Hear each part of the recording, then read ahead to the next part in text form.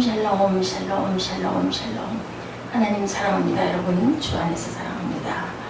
예, 오늘 사무엘상 9장 1절에서 27절까지 우리 함께 교독하는 시간 가져봤습니다. 하나님이 쓰시는 사람은 과연 어떤 사람인가? 사울을 선택하셨다가 사울을 하나님께서 버리시고 다시 다윗을 쓰시고 사무엘을 쓰셨던 하나님은 왜 사울을 버리시고 왜 사무엘을 사용하셨는지, 이스라엘 백성들은 사무엘 선지자가 연로하자 그의 두 아들을 사사로 세워서 아버지를 돕게 합니다. 그러나 그 두 아들들은 아버지와 같지 않았어요. 엘르제스장을 보았을 텐데도 똑같이 엘르제스장의 아들들과 너무나 흡사한 모습으로 불의를 행합니다. 이에 이스라엘 장로들은 나라의 장래를 위해서 이방 나라처럼 우리에게도 왕을 세워달라 이렇게 요구를 하게 되죠.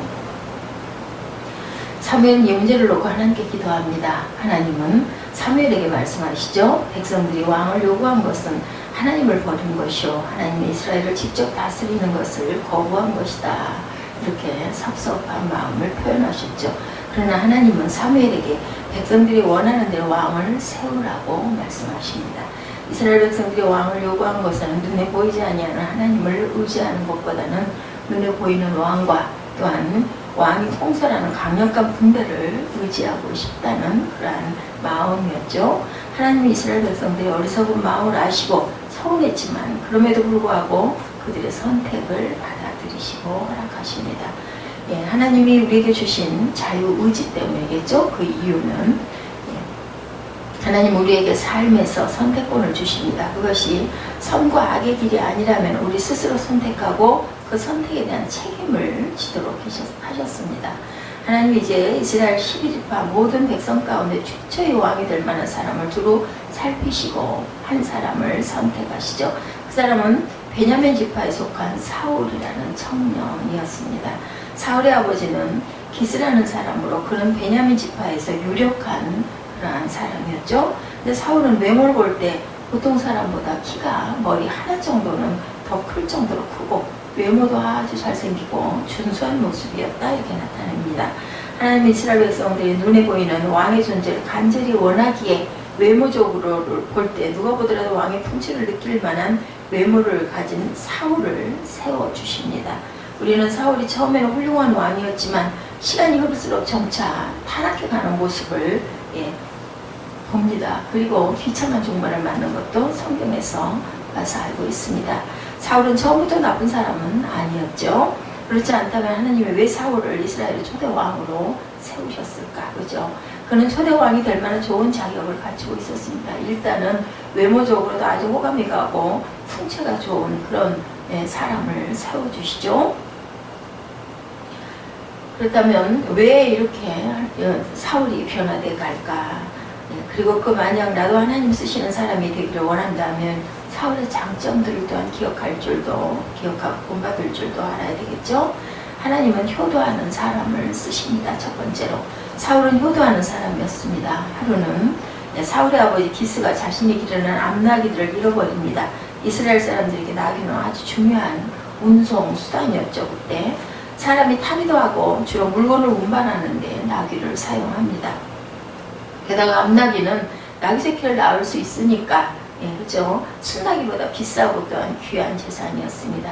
근데 암나귀들은 여러 마리 잃어버렸으니 재산의 피해가 컸겠죠. 소도 마찬가지죠. 암소는 그 새끼를 낳을 수가 있기 때문에 값이 훨씬 비싸죠. 기스는 아들인 사울을 불러서 지시합니다. 너는 한 종을 데리고 가서 암나귀들을 찾아오너라. 이에 사울은 아버지의 명을 받들어서 한 종을 데리고 암나귀를 찾기 위해 주변 지역을 두루 찾습니다. 거기서 더 나아가 먼 지역까지 찾았으나 결국 찾지를 못하죠. 사울은 집에서 한참 멀리 온 후에 아차 싶은 생각에 종에게 말합니다. 사무엘상 9장 5절에 나타나 있죠. 돌아가자 내 부친이 암나귀 생각은 고사하고 우리를 위하여 걱정하실까 두려워하노라. 본문을 보면서 사울의 심성을 알 수가 있죠. 사울은 아버지의 명령에 온전히 순종하고 또한 아버지가 염려하고 걱정하는 것도 신경이 쓰이는 그러한 아주 효도를 하는 아들이었다.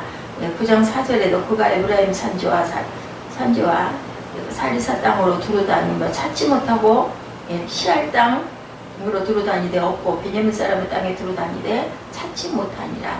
이 말씀을 보면 사울은 암나기를 대충 찾은 것이 아니라 가까운 곳에서부터 핫사시 먼 곳까지 찾아다녔습니다.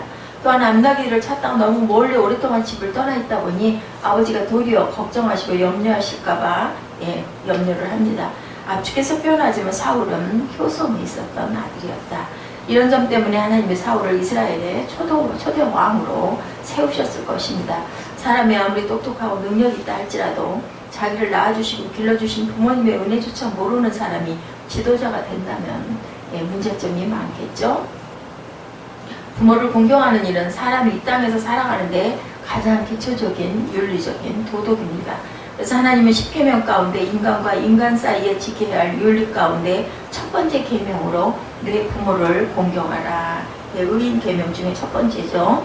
에베소서 6장 2, 3절에 내 아버지와 어머니를 공경하라. 이것이 약속 있는 첫 계명이라고도 말씀합니다. 그랬을 때 내가 잘되고 땅에서 장수할 것이다. 부모를 공경하는 자는 잘되고 장수하는 복을 주신다는 거죠. 반대로 부모에게 불효를 하고 폐륜을 행하는 사람은 사형을 시키라고 율법에 명시합니다. 그만큼 하나님은 부모를 공경하는 일을 중요하게 여기셨죠. 구약 성경에서 대표적인 효자 하면은 이삭을 우리가 생각합니다. 이삭은 아버지 아브라함이 자신을 모리아산 정상에서 하나님께 제물로 바치려고 데리고 가서 바위에 올려놓았을 때도 아버지한테 반항하고 항거하지 않았습니다. 그런 부분이 하나도 나타나지 않죠.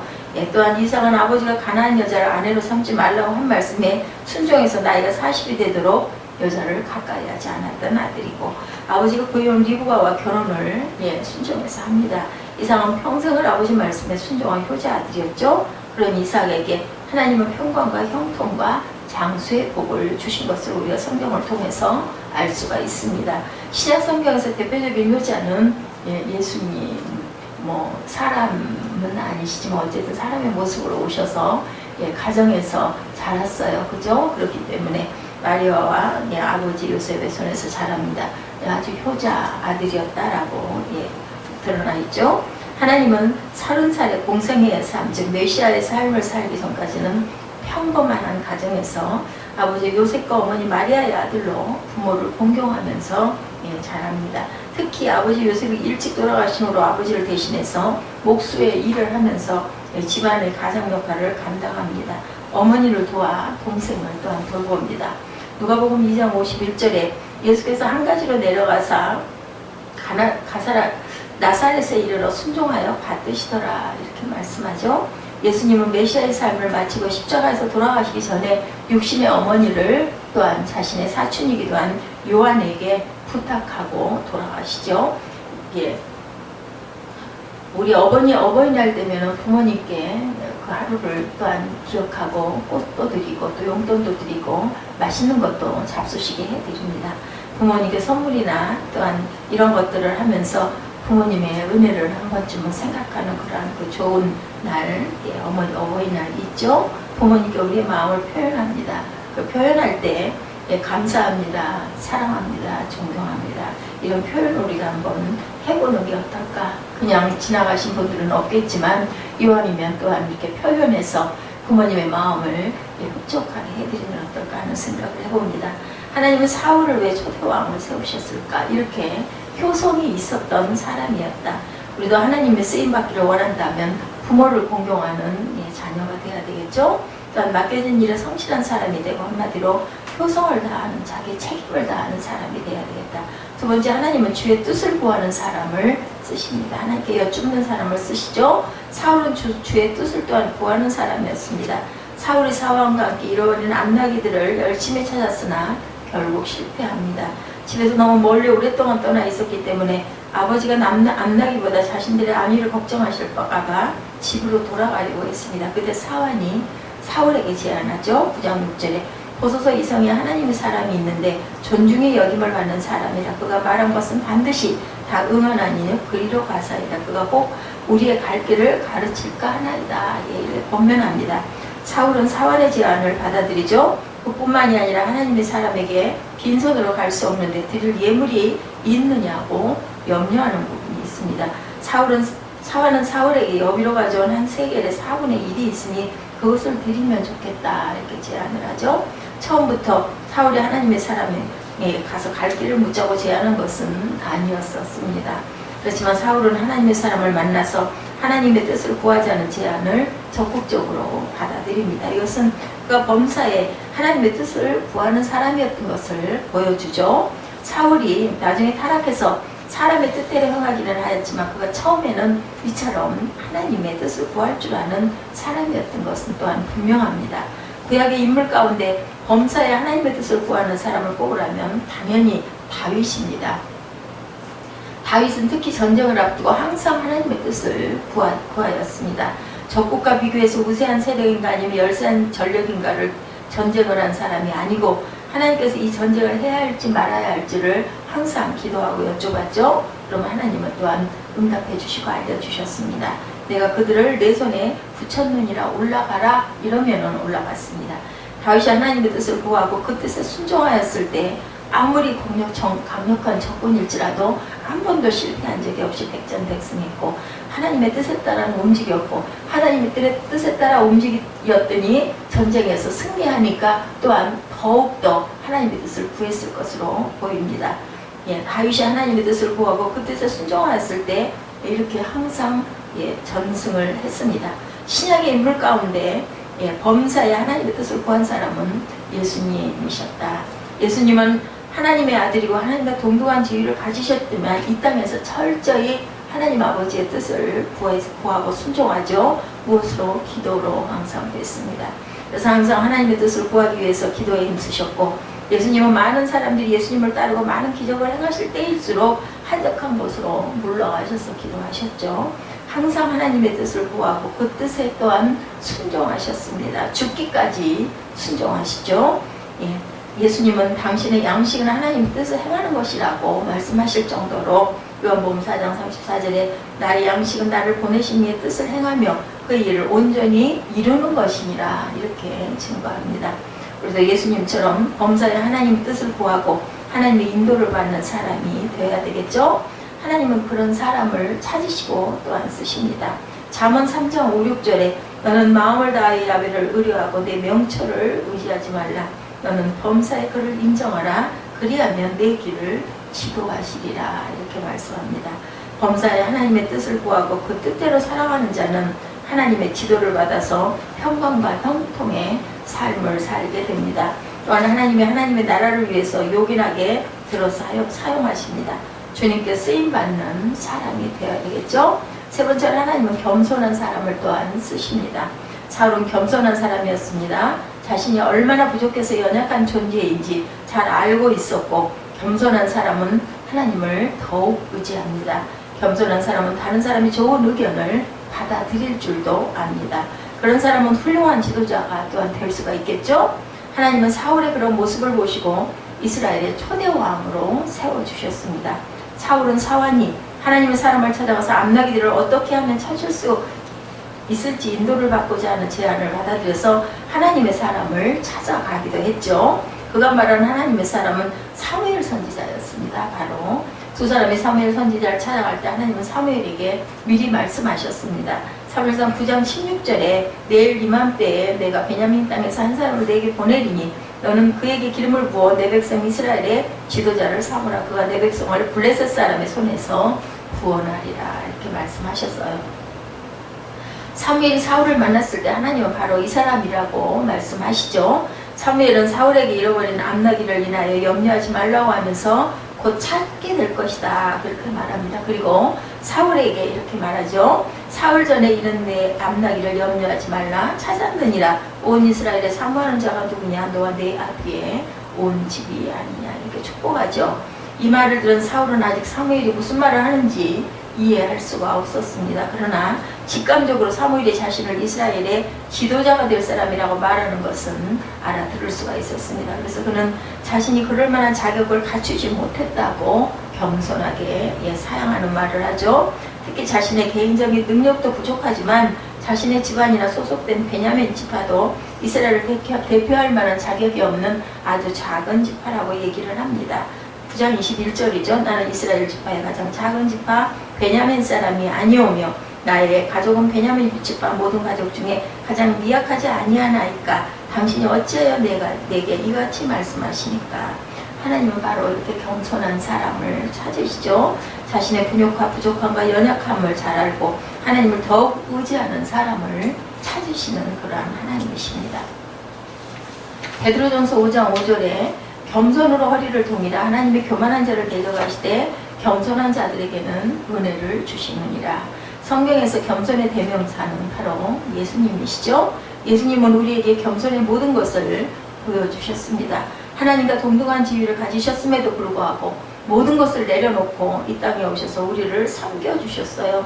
나는 섬김을 받으려 온 것이 아니라 섬기려 한다. 이렇게 말씀합니다. 예수님의 겸손은 하늘 저 위에서나 이 땅 가장 낮은 곳까지 자신을 낮추는 겸손이었죠. 빌립보서 2장 5절에 말씀합니다. 너희 안에 이 마음을 품으라 곧 그리스도 예수의 마음이니 그는 근본 하나님의 본체시나 하나님과 동등됨을 취할 것으로 여기지 아니하시고 오히려 자기를 비어 종의 형체를 가져 사람들과 같이 되었고 사람의 모양으로 나타나셨으며 자기를 낮추시고 죽기까지 복종하셨으니 곧 십자가에 죽으심이라. 이렇게 자신을 낮추시고 겸손에 처한 예수님을 하나님은 당신의 보좌 우편에 앉히시고 그에게 지극히 영광을 부어주시고 겸손한 주식에 주시는 상급을 주시는 모습을 우리가 봅니다. 이러므로 하나님이 그를 지극히 높여 모든 이름 위에 뛰어난 이름을 주사 하늘에 있는 자들과 땅에 있는 자들과 땅 아래에 있는 자들로 모든 무릎을 예수의 이름에 꿇게 하셨습니다. 모든 입으로 예수 그리스도를 주라 시인하여 하나님 아버지께 영광을 돌리게 하셨느니라. 빌립보서 2장 5절부터 11절 내용이 이 말씀입니다. 사울도 남들보다 키가 머리 하나는 크고 인물도 훤칠하고 누가 보아도 왕이 될 만한 외모 또한 갖추고 있었습니다. 그러나 그는 자신은 부족하고 연약한 존재고 우리 지파도 아주 작은 지파이기 때문에 그럴 수가 없을 거다라고 사양하는 모습을 통해서 아주 겸손한 사람이었음을 우리가 알 수가 있습니다. 하나님은 사울의 이런 점을 보시고 그를 이스라엘의 초대 왕으로 삼으셨던 거죠. 우리도 사울처럼 예수님처럼 자신의 부족함과 연약함을 잘 아는 사람이 되어야겠습니다. 그래서 하나님을 더 의지하고 그의 도우심을 간구하는 사람이 되어야 될 것이고 바로 이런 사람을 하나님께서 쓰십니다. 내가 바로 그런 사람이 되어야 되겠죠. 겸손한 사람이 되어야 됩니다. 하나님은 어떤 사람을 쓰시나 청년 사울을 통해서 우리가 오늘 나눴습니다. 효성을 가진 사람 또한 겸손한 사람, 하나님은 하나님의 뜻을 구하는 사람을 또한 쓰시죠. 하나님은 겸손한 사람을 쓰시고 지금도 온 땅을 두루 살피시고 이와 같은 사람을 찾고 계십니다. 하나님께 발견되어 요긴하게 쓰임받는 저와 여러분이 되시기를 주님의 이름으로 축복합니다. 또한 본문이 나에게 주는 교훈은 무엇일까 한번 묵상합니다. 그리스도의 통치 안에 거하려고 애쓰는 나를 돕겠다고 말씀하시죠. 반대로 그리스도의 다스림을 받지 않는 것을 책망합니다. 이제는 성도로서 그리스도의 다스림을 떠나지 말라고 명령하시죠. 그리스도의 통치 안에 머물면 내가 함께 하시겠다고 또한 약속해 주셨습니다. 그리스도의 다스림을 받음으로 인생을 새롭게 할 수 있다는 비전을 받고 저와 여러분은 하나님의 그 말씀대로 그 비전을 향하여 갈 줄 알아야 되겠죠. 성도와 그리스도의 통치를 받는 것은 선택사항이 아닙니다. 그죠? 저나 여러분들 모두가 주님께서 귀한 직분을 주셨습니다. 목사로, 집사로, 장로로, 권사로 세우셨죠. 그렇기 때문에 이름에 걸맞는 그러한 모습이 되어야 되겠죠. 이스라엘이 하나님의 백성이라면 하나님의 다스림을 받아야 진정한 이스라엘이고 저와 여러분 또한 하나님의 자녀이라면 하나님의 다스림을 받아야 할 줄로 믿습니다. 그리스도의 다스림을 받아야 참 성도고 참 목사고 참 집사입니다. 하나님은 이름을 보시지 않고 실질이 있나 없나를 보시는 그런 하나님이시다. 정말 그런가 아니한가. 그러나 큰 부담을 가질 필요도 없고 왜냐하면 하나님은 우리를 성도로 만드셨고 목사로 만드셨고 집사로 세우셨고 장로로 세우셨기 때문에 이미 우리를 그리스도의 통치를 받을 수 있는 새로운 피조물로 만드셨죠. 우리의 힘으로는 할 수 없어도 내 안에 계신 주님으로 말미암아 그리스도의 통치를 받을 수 있게 하셨죠. 내 힘으로는 할 수 없어도 하나님의 힘으로, 하나님의 능력으로 우리를 다스리시고 우리에게 덧입혀 주시고 우리에게 또한 소망도 주시고 우리에게 능력도 허락해 주시는 줄로 믿습니다. 항상 그리스도의 통치를 받도록 항상 사모하고 기도하고 그리고 겸손하게 낮아지고 또한 부모에게도 효도하는 저와 여러분들이 되셔서 하나님의 귀하게 쓰시는, 하나님의 귀하게 보호하시는 저와 여러분 되시기를 주의 이름으로 축복합니다. 기도하시겠습니다.